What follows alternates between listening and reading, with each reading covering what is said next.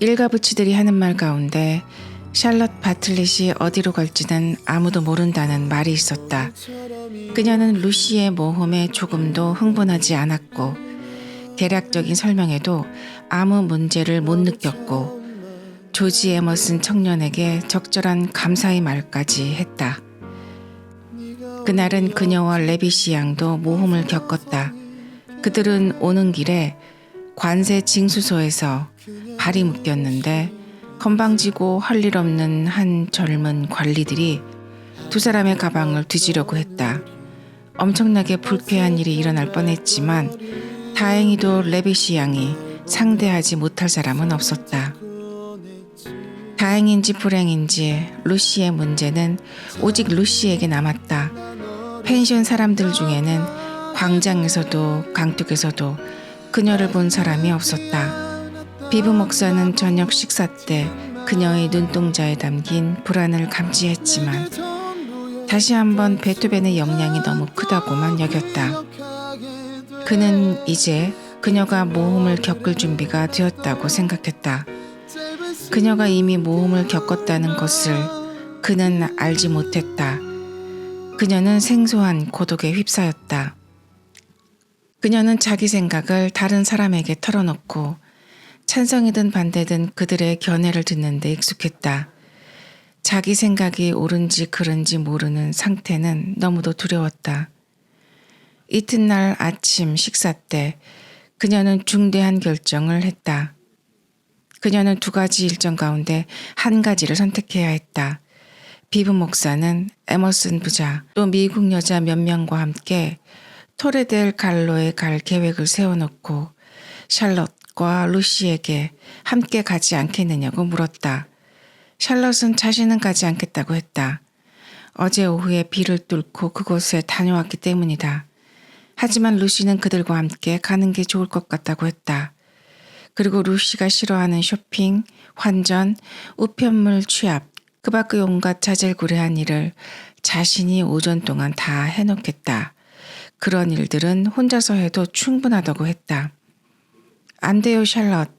루시가 격렬한 목소리로 외쳤다.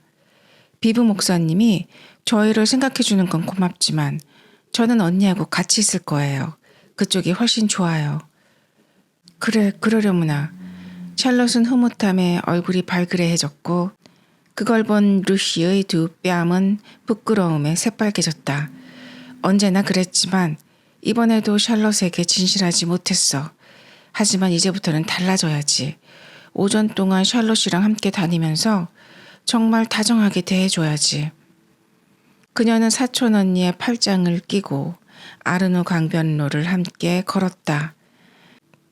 그날 아침 강물은 기세며 소리며 색깔이 모두 사자를 방불케 했다. 샬럿은 굳이 강둑 난간 위로 몸을 내밀고 강물을 내려다보았다. 그리고 늘 하는 그 말을 다시 한번 반복했다. 너희 어머니와 프레디도 이 광경을 함께 볼 수 있었으면 얼마나 좋았을까. 루시는 불편했다. 샬럿은 왜 어제 자신이 섰던 바로 그 자리에 저러고 서 있는 걸까? 루시야, 어딜 보는 거니? 아, 저기 토레델 갈로 애들 가고 있구나. 나는 내가 거기 안 가기로 결정한 걸 후회하지 않을까 걱정했어. 그건 진지하게 내린 결정이었고 루시는 후회하지 않았다. 어제는 너무 혼란스러웠다. 기이하고 생경하고 뭐라고 말로 표현할 수 없었다. 어쨌거나 그녀는 샬럿과 함께 이렇게 쇼핑을 하고 다니는 게 조지 에머슨과 함께 토레델 갈로 꼭대기에 오르는 것보다 더 즐거운 일이라고 생각했다. 실타래를 풀 수 없으니 거기 다시 얽혀드는 일을 막아야 했다. 그래서 그녀는 샬럿의 은근한 말에 그렇지 않다고 진심으로 항변할 수 있었다.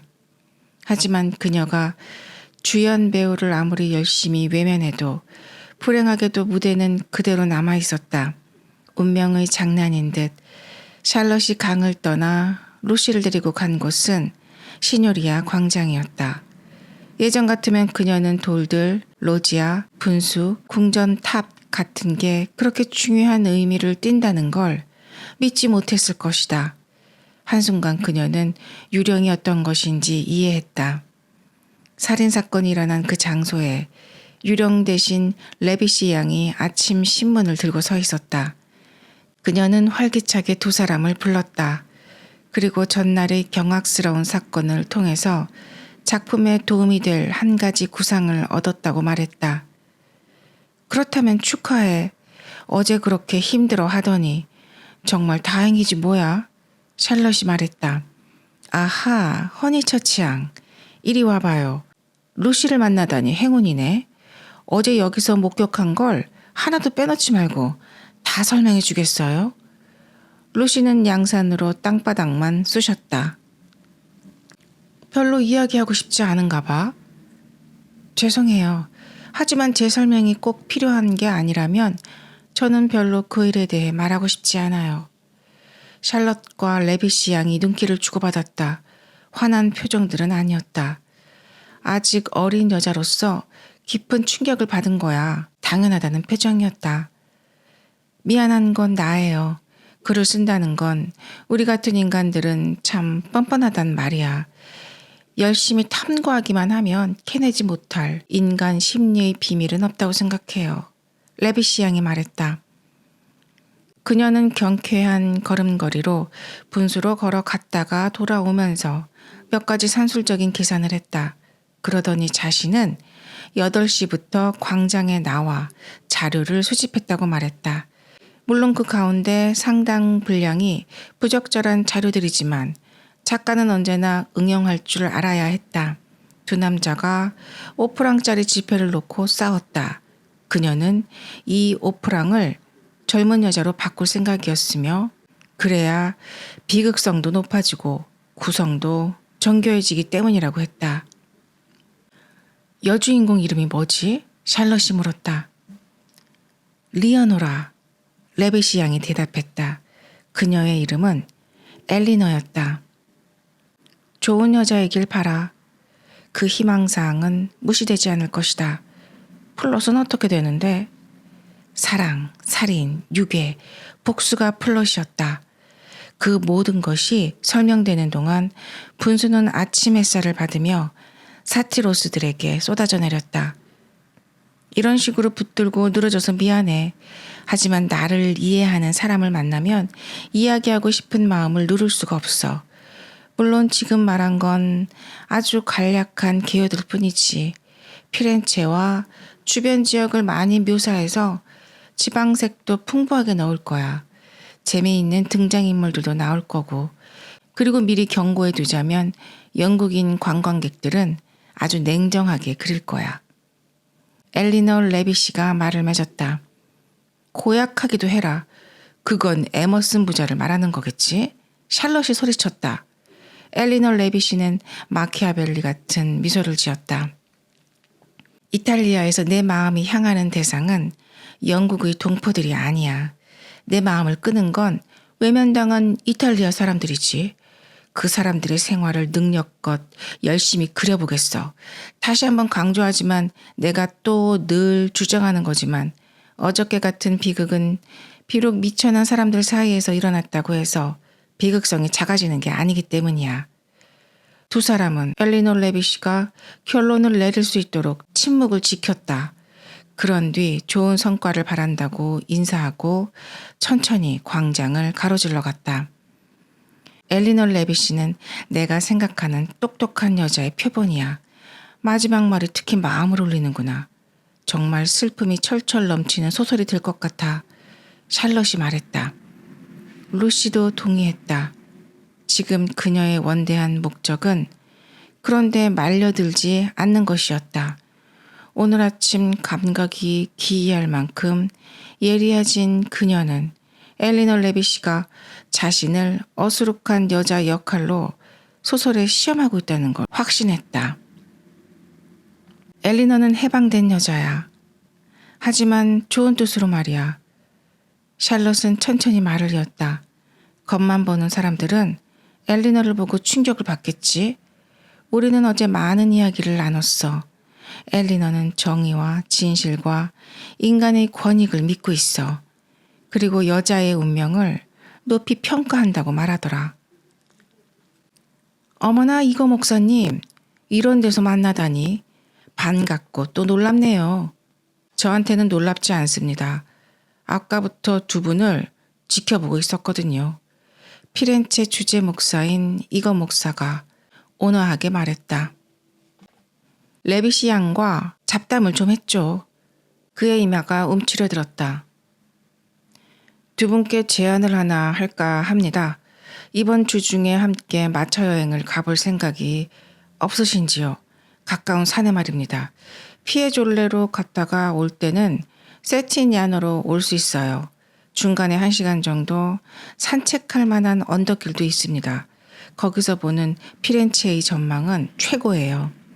피에졸레에서 보는 뻔한 전경하고는 비교가 안 되지요. 알레시오 발도비네티가 즐거이 화폭에 옮긴 게 바로 그 전경이랍니다. 그 남자는 풍경화에 단연 특별한 감각이 있었지요. 단연코 말입니다. 하지만 오늘날 누가 풍경화를 봅니까? 이 세상 우리 같은 사람들이 감당하기에는 너무 힘듭니다. 샬럿은 알레시오 발도비네티라는 이름은 처음 들었지만 이거 목사가 평범한 주재 목사가 아니라는 것을 알았다. 그는 피렌체에 정착한 영국 거류민 사회의 일원이었다. 그는 베데커 여행 안내서 없이 길을 다니는 사람들, 점심 식사 후 시에스타 습관을 들인 사람들, 펜션 여행객들은 전혀 모르는 길로 다니는 사람들, 아무나 들이지 않는 화랑들의 개인적 연줄로 드나드는 사람들을 알았다. 그들은 세련된 은둔 생활을 했다. 어떤 사람들은 가구 딸린 아파트에서, 또 어떤 사람들은 피에졸레 언덕 기슭의 르네상스식 빌라에서 살면서 책을 읽고 글을 쓰고 공부하고 사상을 교환하고 그를 통해 피렌체에 대한 깊은 지식, 즉 이해라고 하는 것을 얻었다. 그것은 쿡 여행사의 쿠폰 책을 주머니에 넣어가지고 다니는 사람들은 얻을 수 없는 것이었다. 그러므로 주재 목사의 초대를 받는다는 건 영광스러운 일이었다. 그는 자신이 이끄는 두무리 양떼 사이에 유일한 연결고리 역할을 할 때가 많았고 이동 중인 양떼 가운데 돌볼 만한 자들을 골라서 영원한 초장에 몇 시간만이라도 머물게 하는 게 자신의 습관이라고 늘 공언했다. 르네상스식 빌라에서 차를 마시는 일? 아직 그런 이야기는 없었다. 하지만 만약 그렇게 된다면 루시가 얼마나 좋아할까? 며칠 전이라면 루시도 똑같이 느꼈을 것이다. 하지만 지금은 인생의 기쁨들이 새롭게 분류 정돈되고 있었다. 이거 목사 샬럿 언니와 함께 산으로 마차 여행을 떠나고 거류민의 집에서 차를 마시는 호사까지 누리게 된다고 해도 그것은 이제 최상의 기쁨에 속하는 것이 아니었다. 그녀는 샬럿의 열렬한 기쁨에 미약하게 장단을 맞추어 주었다. 그러다 비부 목사와 함께 간다는 말을 듣고 나서야 그녀의 감사의 말이 좀 더 진실해졌다. 이 광장은 어제 제가 듣기로는 가장 추잡한 비극을 목격했습니다. 단테와 사보나롤라의 피렌체를 사랑하는 사람으로서 그런 무참한 사건은 아주 불길하군요. 불길하고 수치스럽습니다. 정말로 수치스러운 일이에요. 허니처치 양은 그 사건이 일어났을 때 마침 여기를 지나가고 있었고 근데 그 이야기를 꺼내는 것조차 괴로워하고 있어요. 샬럿이 말했다. 그런데 이런 곳에는 무슨 일로 나오셨던 건가요?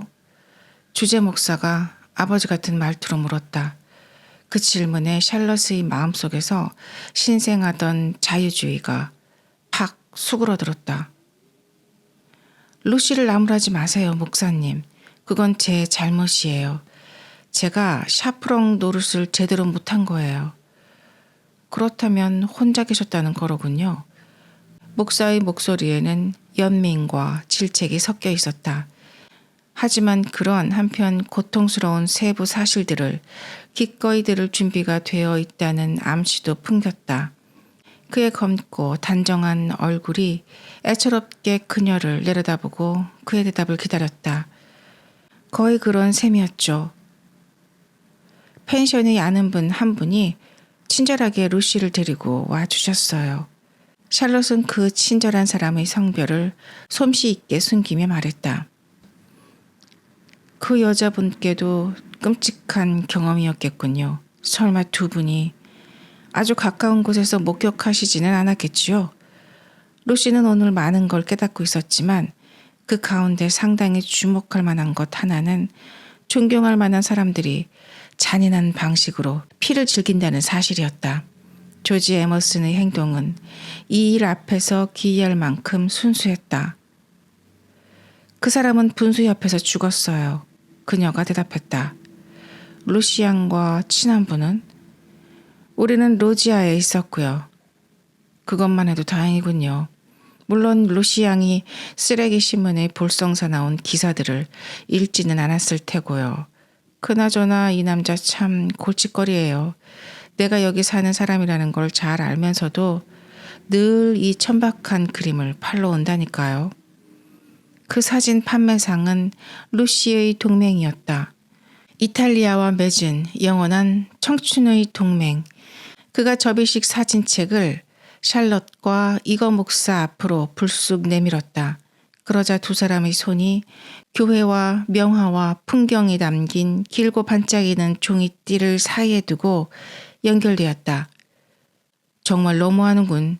목사가 소리치며 프라 안젤리코의 천사 그림 한 점을 내리쳤다. 천사가 찢어졌다. 사진 판매상이 비명을 질렀다.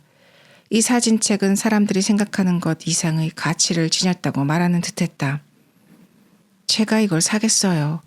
샬럿이 말했다. 무시하세요. 이거 목사는 차갑게 말했고 그들은 재빨리 광장을 빠져나갔다. 하지만 이탈리아 사람을 무시할 수는 없다. 특히 그 사람이 슬픔을 당했을 때는 더더욱 그렇다. 이거 목사에 대한 그의 알 수 없는 비난은 점점 더 거세졌다. 그의 위협과 한탄이 거리를 울렸다. 그는 루시에게 호소했다. 아가씨가 좀 도와주세요. 저는 가난해요.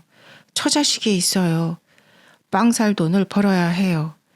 그는 기다렸고 떠들었고 몇 푼을 받았고 하지만 만족을 못해서 계속 그들 옆을 맴돌며 그들이 유쾌한 생각이건 불쾌한 생각이건 다른 아무 생각도 하지 못하게 만들었다. 그런 뒤에 쇼핑이 이어졌다.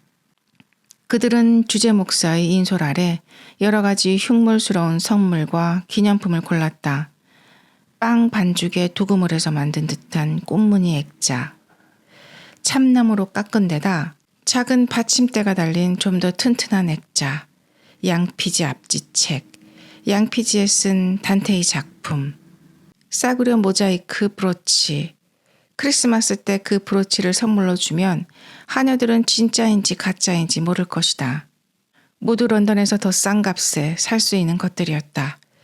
이런 유익한 오전을 보냈지만 루시는 아무런 즐거움도 느끼지 못했다. 그녀는 샬롯도 이거 목사도 약간 무섭다고 느꼈는데 그 이유는 자신도 몰랐다.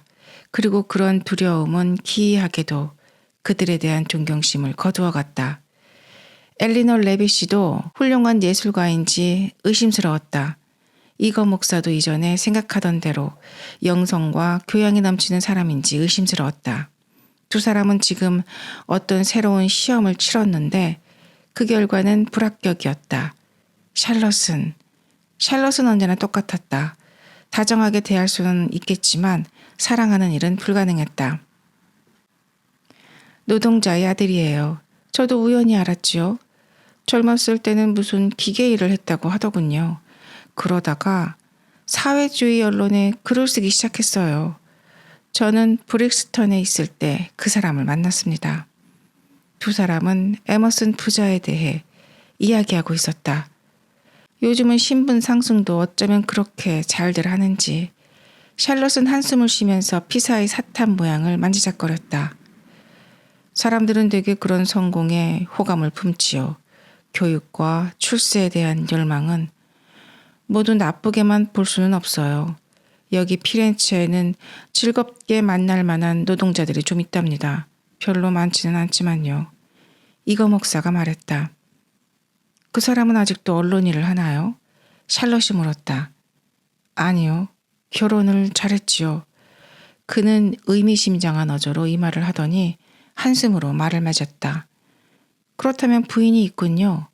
하지만 죽었습니다. 바틀린 양. 저는 그 사람이 어떻게 제 얼굴을 그렇게 뻔뻔스럽게 바라볼 수 있는지, 어떻게 저를 안다고 떠들고 다닐 수 있는지 정말 의아합니다. 오래전에 그 사람은 제 런던 교구의 주민이었죠. 지난번 교회에서 허니처치 양이랑 같이 있는 그 사람을 보았을 때 저는 단단히 면박을 주었습니다. 그 사람은 저한테서 면박밖에는 받을 게 없어요. 무슨 말씀이신가요? 로시가 상기된 얼굴로 물었다. 범죄가 발각됐으니까요. 이거 목사가 분노한 목소리로 대답했다. 그는 다른 화제로 넘어가려 했지만 이야기가 극적으로 전개되는 바람에 의도했던 것보다 청중의 관심을 크게 자극하고 말았다. 샬럿의 표정에는 자연스러운 호기심이 가득했다. 로시는 다시는 에머슨 부자와 만나지 않기를 바랐지만 목사의 말 한마디를 듣고 그들을 비난하고픈 생각도 없었다. 그분이 종교를 믿지 않는다는 말인가요? 그건 저희도 이미 알고 있어요. 루시가 말했다.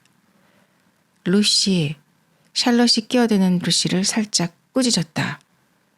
하지만 다 알고 계시지는 못할 거라고 생각합니다. 그 청년. 그때는 천진한 아이였는데 하여튼 아들은 빼고 말하겠습니다. 그 아이가 어떤 천성을 물려받고 어떤 교육을 받으며 자라났는지 하느님만은 아실 테니까요. 별로 듣지 않는 편이 좋을지도 모르겠군요. 샬럿이 말했다. 간단하게 말하면 그렇습니다. 이제 그만 이야기하겠습니다. 이거 목사가 말했다.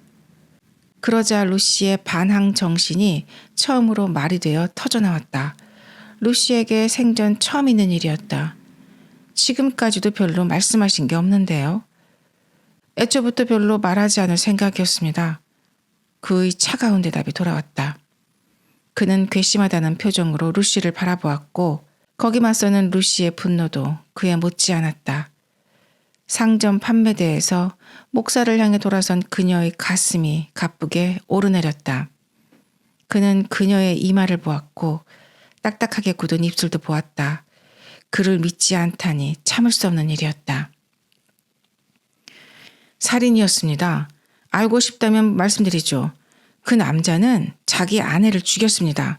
그가 벌컥 소리쳤다. 어떻게요? 루시가 얼른 다시 물었다.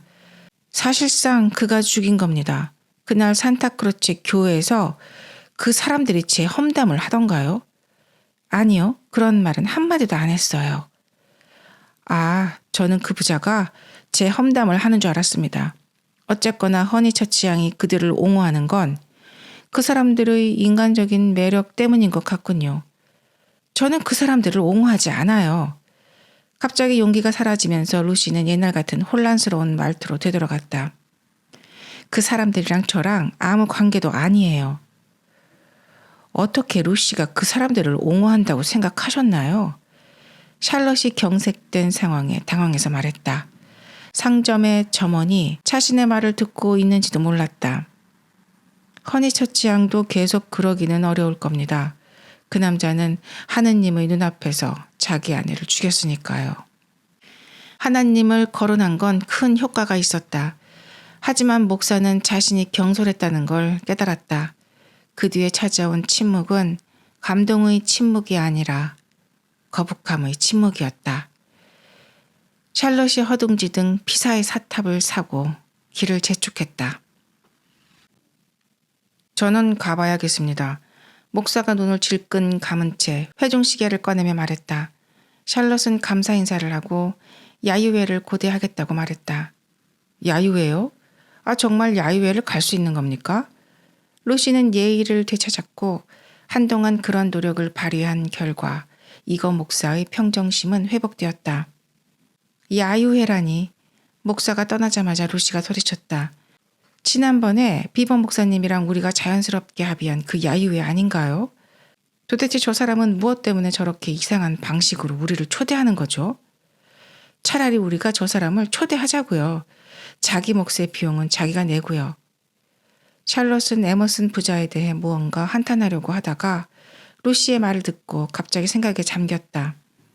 만약 이거 목사님이랑 가려고 한 그 야유회가 비브 목사님이랑 가는 야유회랑 같은 거라면 조금 난처해지겠는걸? 왜요? 비브 목사님이 엘리너 레빗이도 초대했거든. 그러면 마차를 한 대 더 부르면 되죠. 그런 간단한 문제가 아니야. 이거 목사님은 엘리너를 좋아하지 않아. 엘리너도 그걸 잘 알지. 사실이 그렇잖아. 이거 목사님의 기준으로 보면 엘리너는 너무 파격적이니까. 두 사람은 어느새 영국계 은행의 신문 열람실에 와 있었다. 루시는 펀치와 그래픽지가 모인 중앙 탁자 옆에 서서 머릿속에 들끓는 질문들에 대답해 보려고, 적어도 그 질문들을 정리라도 해보려고 애를 썼다. 익숙한 세계는 무너졌고 그 자리에 피렌체가 들어섰다. 이 마법의 도시에서 사람들은 더없이 기이하게 생각하고 행동했다. 살해당하는 사람, 살인을 저질렀다고 비난받는 사람, 이 남자에게 안겼다가 저 남자에게 무례를 범하는 여자, 이런 일들이 피렌체의 거리에서 일상적으로 벌어지는 일들인가?